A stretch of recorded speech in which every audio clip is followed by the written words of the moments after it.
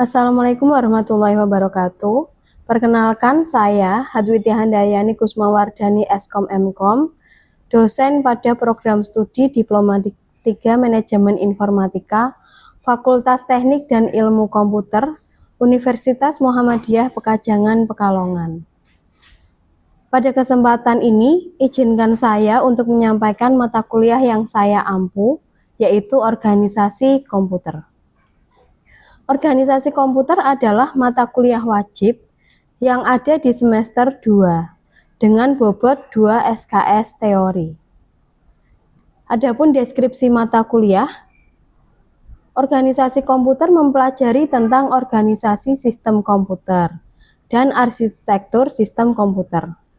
Pembahasannya meliputi organisasi memori, sistem input-output, CPU, unit kendali, serta pengenalan pada sistem komputer RISC.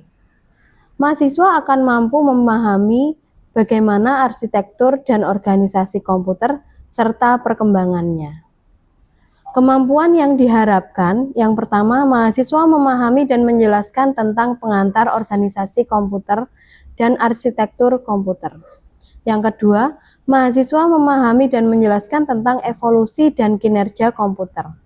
Yang ketiga, mahasiswa memahami dan menjelaskan tentang memori cache, memori internal, dan memori eksternal.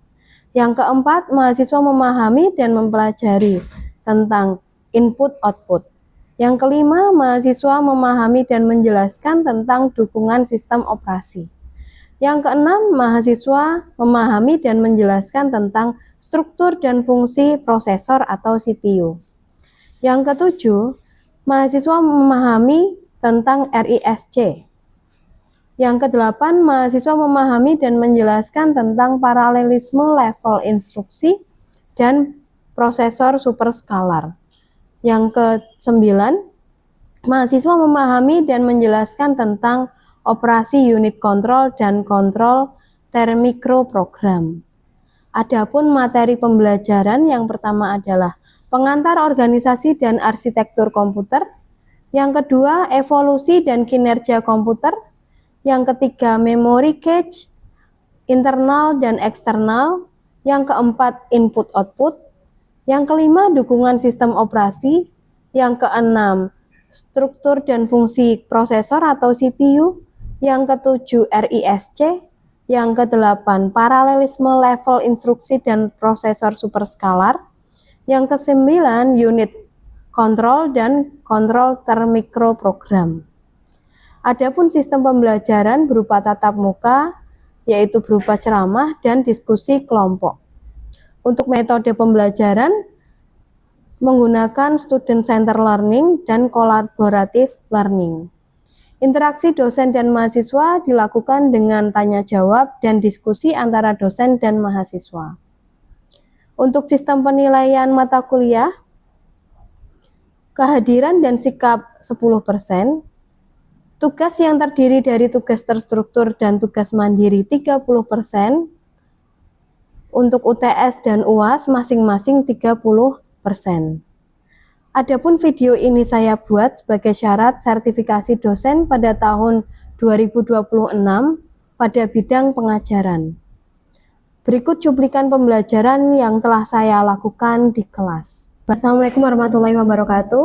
Waalaikumsalam warahmatullahi wabarakatuh. Oke Mas Mbak, kita bertemu lagi di mata kuliah organisasi komputer.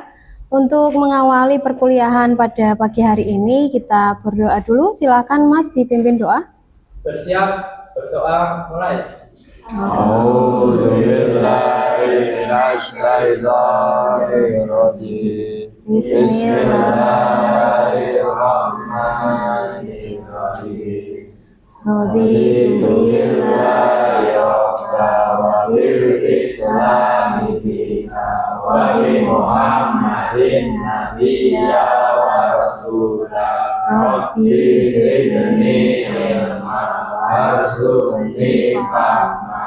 Amin ya rabbal alamin. Ya, terima kasih. Oke Mas Mbak, kita bertemu di pertemuan yang ke-6, yaitu membahas tentang sistem input output atau I/O ya. Sebelumnya untuk CPMK di mata kuliah ini yang pertama adalah memiliki pengetahuan dan kemampuan dasar untuk dapat membangun suatu sistem berbasis teknologi komputer menggunakan sumber daya pembentuk sistem.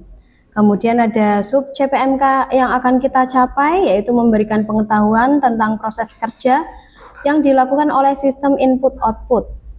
Kemudian capaian pembelajarannya, mahasiswa mampu menjelaskan dan mengerti prinsip dan teknik peralatan input-output. Dan ada bahan kajian yaitu sistem input-output atau I/O. Nah, kemudian yang pertama dulu. Sebelum ke sistem input-output, saya ingin mereview mata kuliah yang kita lakukan di minggu kemarin. Masih ingat nggak kita itu ngapain di minggu kemarin? Kita membahas tentang memory cache, ada memori internal dan memori eksternal. Gitu ya. Jadi di dalam sebuah komputer ada memory cache, ada memori eksternal dan internal. Nah, pada kesempatan hari ini kita akan membahas tentang kelanjutan materi tersebut, yaitu sistem input-output atau biasa disingkat dengan I/O. Sebelum itu, Mas Mbak tahu nggak apakah penting di dalam sebuah komputer itu harus ada saluran input-output? Ada yang bisa menjawab? Penting nggak kira-kira di dalam sebuah komputer apakah harus ada sistem I/O? Silahkan, ada yang mau menjawab?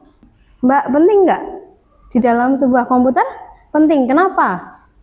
Kenapa penting sebuah komputer harus memiliki saluran input-output? Kalau komputer tidak ada saluran input-output, kira-kira bagaimana? Bisa nggak?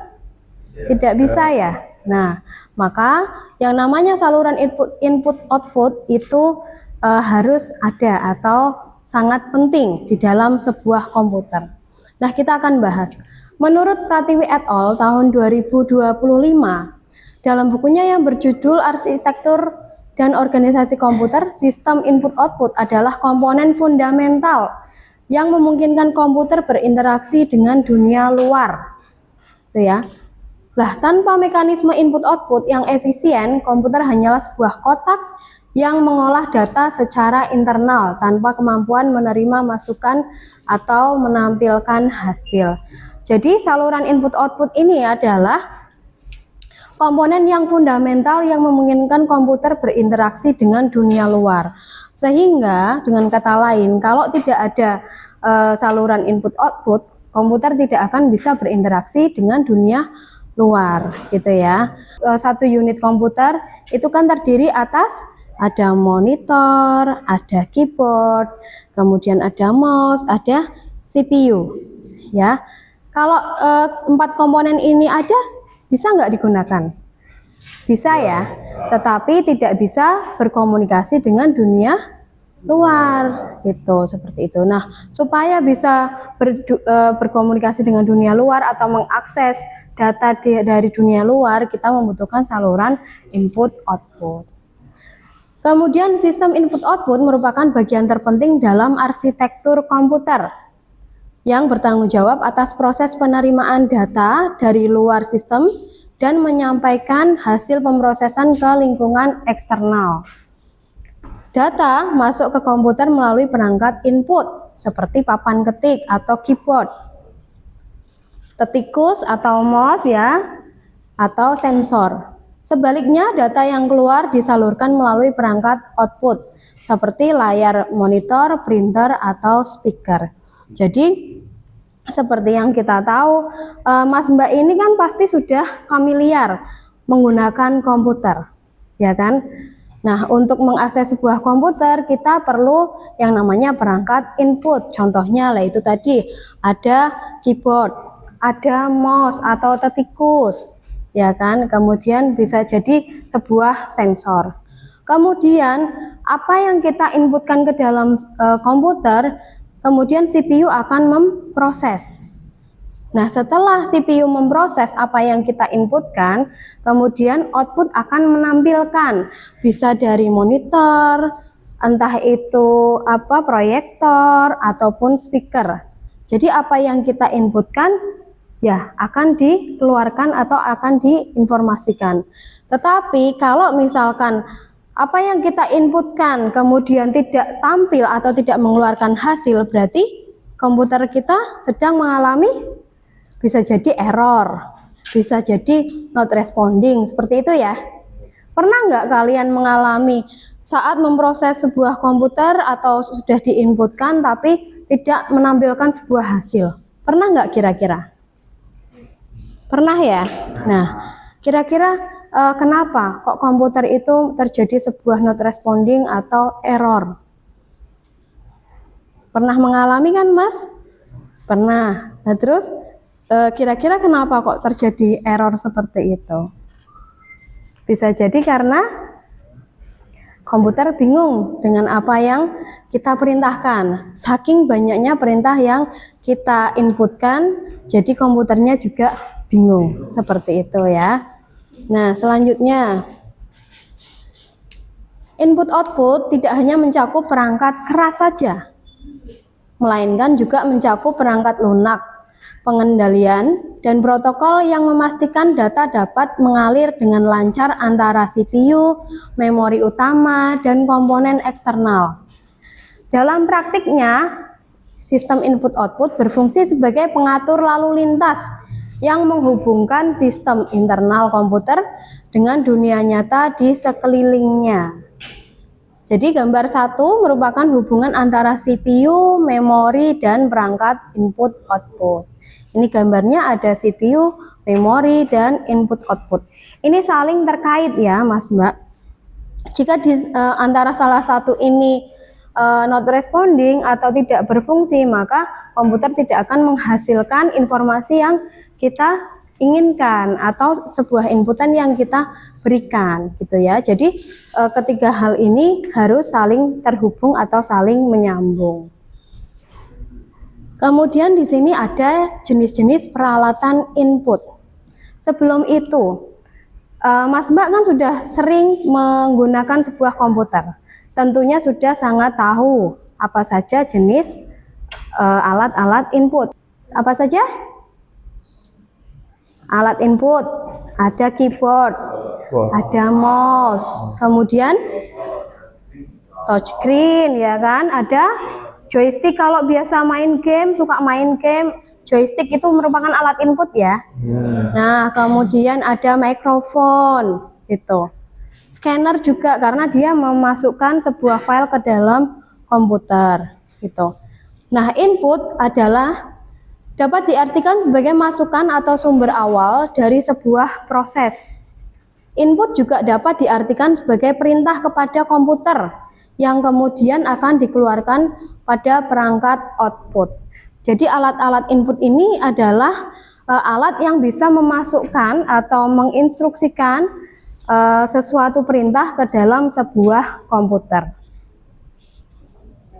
Ada scanner, ada mouse, ada joystick, ada touchscreen, mikrofon, dan keyboard. Ini alat-alat ini itu biasa kita gunakan ya. Kemudian ada jenis peralatan output. Nah, tentunya Mas Mbak juga sudah sering ya menggunakan alat-alat output. Karena apa yang kita inputkan itu pasti ya seharusnya tampil di output atau dikeluarkan. Kecuali kalau apa yang kita inputkan kemudian komputer tidak memproses, nah tidak akan tampil. Apa saja alat-alat output? Ada monitor, ada speaker, ada printer, ada proyektor, ada headset, dan mungkin masih banyak lagi gitu ya. Output adalah keluaran atau hasil dari suatu pengolahan data dan ditampilkan melalui output device. Kemudian pentingnya input-output dalam komputasi modern. Inilah yang saya tanyakan di awal kita bertemu kali ini. Penting nggak sih komputer itu harus ada sistem input-output? Jawabannya penting ya. Nah, komputer secara alami tidak memiliki kemampuan untuk memahami dunia luar. Ya, jadi sebuah komputer itu sebenarnya tidak memiliki kemampuan untuk memahami dunia luar. Dirinya tanpa bantuan perantara. Jadi komputer harus punya perantara untuk memahami dunia luar. Disinilah sistem input-output berperan sebagai jembatan penghubung yang sangat penting. Ya, jadi peran sistem input-output ini adalah sebuah penghubung yang sangat penting. Tanpa input-output, komputer hanyalah mesin proses digital yang tertutup dan tidak menerima masukan atau mengeluarkan hasil. Jadi tanpa sistem input-output, komputer hanyalah sebuah mesin pemroses saja. Tidak bisa menerima masukan atau inputan dan tidak bisa mengeluarkan hasil atau output. Fungsi input-output memungkinkan komputer untuk satu, menangkap perintah dari pengguna melalui perangkat input. Ya, jadi dia akan menangkap perintah dari pengguna. Yang kedua, menampilkan hasil kerja kepada pengguna lewat perangkat output. Apa yang sudah kita inputkan maka akan dihasilkan oleh perangkat output. Yang ketiga, berkomunikasi dengan perangkat eksternal seperti penyimpanan dan jaringan. Bisa digunakan untuk penyimpanan ataupun berkomunikasi dengan jaringan. Yang keempat, melakukan pertukaran data secara efisien dan terkontrol. Itu ya Mas Mbak. Jadi kalau apa yang kita inputkan akan diproses dan akan dikeluarkan atau menghasilkan sebuah output. Tetapi kalau tiba-tiba kita tidak menginputkan sesuatu dan kita tidak menginputkan tapi kok tiba-tiba keluar hasilnya, nah itu kan tidak mungkin seperti itu ya, karena komputer itu akan bekerja berdasarkan apa yang kita inputkan gitu.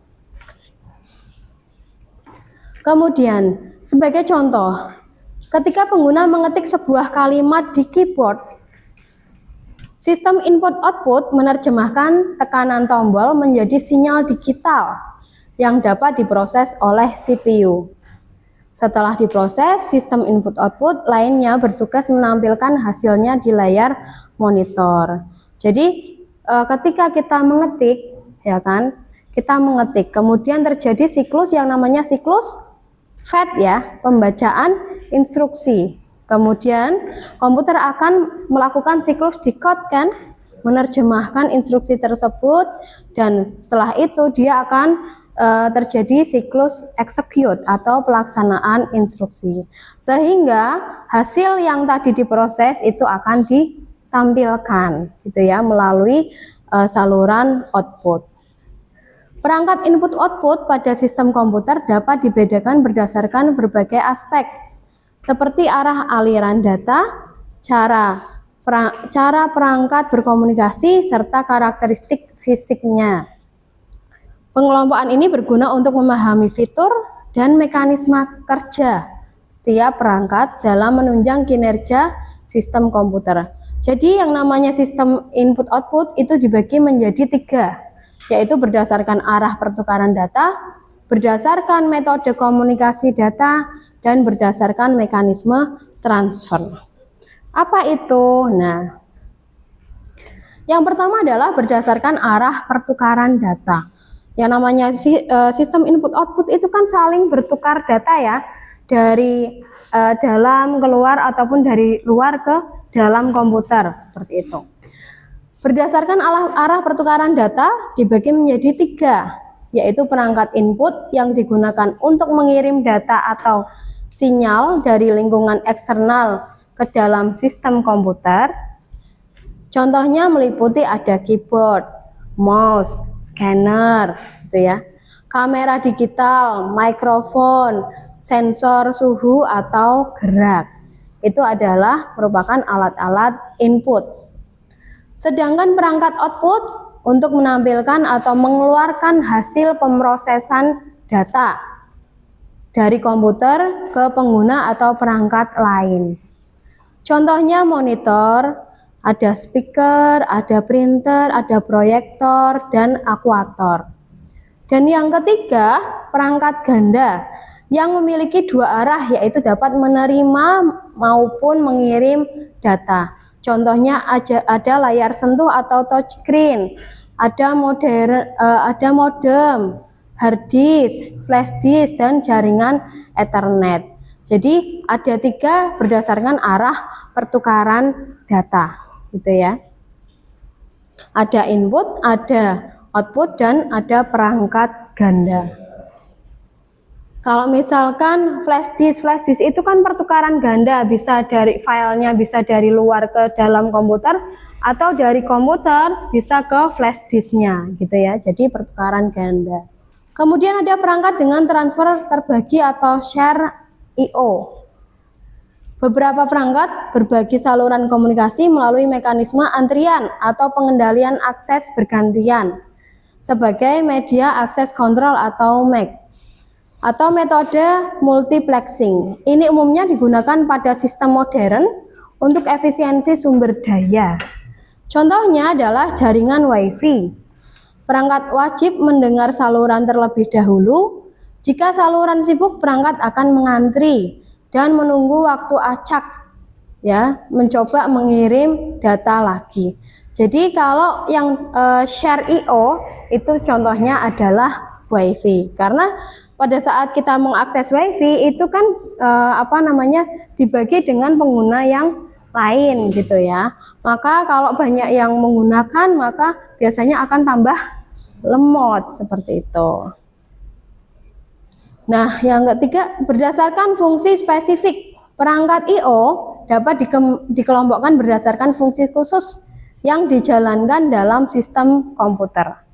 Klasifikasi ini membantu memahami bagaimana perangkat digunakan untuk menangani berbagai jenis data, teks, gambar, suara, penyimpanan, hingga komunikasi jaringan. Nah, di sini adalah klasifikasi umum perangkat input-output. Jadi perangkat input-output itu ada perangkat input yang mengirimkan data ke komputer, ya, jadi masukkan ke dalam sebuah komputer. Perangkat output mengeluarkan data dari komputer, jadi hasil yang dihasilkan oleh yang sudah diproses. Apa yang kita inputkan diproses, kemudian ditampilkan di output. Kemudian ada perangkat I/O ganda, mengirimkan dan mengeluarkan data, gitu ya. Kemudian modul input-output. Modul input-output adalah organisasi pelaksana yang menjembatani CPU atau memori dengan satu atau lebih perangkat eksternal. Fungsi modul input-output yang pertama adalah untuk kontrol dan penjadwalan. Sinkronisasi lalu lintas data internal dan eksternal. Jadi tugasnya modul input-output, jadi di dalam sebuah komputer itu kan lalu lintasnya sama dengan kita, gitu ya. Nah, harus ada yang mengontrol modul input-output sehingga tidak terjadi tabrakan. Kalau terjadi tabrakan, maka akan terjadi collision, maka komputer akan berhenti dulu, gitu ya. Kemudian ada komunikasi CPU, menerima perintah pertukaran data dan melaporkan status ke CPU. Kemudian yang ketiga ada komunikasi perangkat, mengirim perintah kontrol ke peripheral. Yang keempat ada penyangga data atau buffering, menyeimbangkan perbedaan kecepatan transfer antara CPU yang tinggi dan peripheral yang rendah. Kemudian ada deteksi kesalahan, melaporkan kerusakan mekanis atau kesalahan transmisi data. Misalkan sebuah printer adalah alat input-output. Kemudian ternyata printer ini kertasnya habis, maka dia akan berhenti kan? Biasanya akan terdengar suara jeglek-jeglek gitu ya. Nah, itu di situ terjadi sebuah kesalahan. Otomatis ini akan terjadi yang namanya interupsi atau interrupt. Interupsi adalah penghentian sementara proses yang berjalan. Jadi yang seharusnya itu prosesnya berjalan, kita ngeprint ya, print-printannya akan tampil seperti itu ya, atau akan berjalan. Ketika printernya itu kertasnya habis, maka akan terjadi sebuah interupsi atau penghentian sementara, gitu ya. Setelah terjadi interupsi, maka modul input-output akan melaporkan kesalahannya, sehingga akan tampil sebuah message ya, yang mana kertasnya habis atau tinta habis seperti itu. Pertemuan hari ini apakah ada yang mau ditanyakan? Ya, silakan Mas Galih. Duduk atau berdiri, Bu? Monggo, terserah. Duduk aja, Bu. Ya, boleh. Jadi tadi kan saya sama teman saya menemukan sebuah kebingungan. Ya. Mengapa kecepatan perangkat input atau output itu umumnya lebih lambat dibandingkan CPU, Bu? Kalau bisa tolong dijelaskan mekanisme yang digunakan komputer untuk mengatasi perbedaan tersebutnya. Ya. Oke, pertanyaannya sangat bagus ya. Jadi perangkat input output itu mengapa lebih lambat daripada CPU, kecepatan CPU seperti itu ya. Oke, sebelumnya ada yang bisa membantu menjawab dulu, Mas, Mbak? Dipersilahkan. Di sini kita sharing ya. Nah, kira-kira kenapa perangkat input output itu memiliki kecepatan yang jauh lebih lambat daripada CPU? Ada yang bisa membantu menjawab? Silahkan. Oke, jadi kenapa kok perangkat input output itu memiliki dia bekerja jauh lebih lambat daripada CPU? Memang yang namanya perangkat input output itu memiliki mekanisme yang karakteristiknya adalah lebih lambat daripada CPU, seperti itu. Nah, untuk mengatasi hal tersebut ada yang namanya buffering. Buffering itu untuk menyimpan data sementara. Untuk mengatasi hal tersebut ada buffering ya. Kemudian ada interrupt. Interrupt itu agar CPU itu tidak menunggu sampai perangkat sebelumnya itu selesai. Jadi karena input output itu lebih lambat daripada CPU ya, kemudian ada proses yang namanya interrupt. Ya kan, interrupt itu tadi penghentian sementara. Jadi disuruh berhenti dulu supaya tidak menunggu proses yang sedang berjalan itu selesai. Kemudian ada yang namanya caching untuk mempercepat akses data yang sering digunakan. Gitu. Jadi memang karakteristik di input output ini memang memiliki karakter yang lebih lambat daripada CPU, sehingga kita perlu mengatasi dengan beberapa hal tadi. Seperti itu Mas Galih? Gitu ya? Ya, semoga bisa dimengerti. Ada lagi? Ya, silakan Mbak. Jika sebuah komputer digunakan sebagai server database dengan ribuan transaksi setiap detik, menurut Bu Tia, metode transfer input atau output apa yang paling tepat digunakan? Dan jelaskan pengertiannya secara teknis. Alasannya. Ya. Jadi jika datanya sangat besar, maka metode yang paling tepatnya apa gitu ya. Nah, untuk mengatasi hal tersebut, metode yang paling tepat kita gunakan adalah metode Direct Memory Access atau DMI gitu ya. Mengapa? Karena transfer data database-nya langsung dalam jumlah yang besar gitu ya. Jadi DMI itu bisa melaksanakan atau transfer data di database itu dalam jumlah yang besar. Kemudian CPU fokus menjalankan query database-nya karena direct secara langsung gitu ya. Jadi direct access memory. Jadi dalam mengakses sebuah memori itu secara langsung. Kemudian mempercepat respon server terhadap banyak pengguna secara bersama-sama. Dengan menggunakan direct access memory itu respon server itu bisa berjalan secara bersamaan, sehingga walaupun banyak datanya tapi bisa diproses secara cepat karena langsung seperti itu. Begitu Mas Mbak, bisa dipahami ya? Oke. Nah, untuk itu ada lagi? Cukup ya? Ya. Oke, kalau sudah jelas, kita akhiri dulu perkuliahan hari ini dengan membaca doa kafaratul majlis. Bismillahirrahmanirrahim. Subhanakallahumma wa bihamdika asyhadu an la ilaha illa anta astaghfiruka wa atubu ilaik. Ya, oke, kita bertemu di minggu depan. Terima kasih, saya akhiri. Wassalamualaikum warahmatullahi wabarakatuh. Waalaikumsalam warahmatullahi wabarakatuh. Terima kasih, Bu. Ya, sama-sama.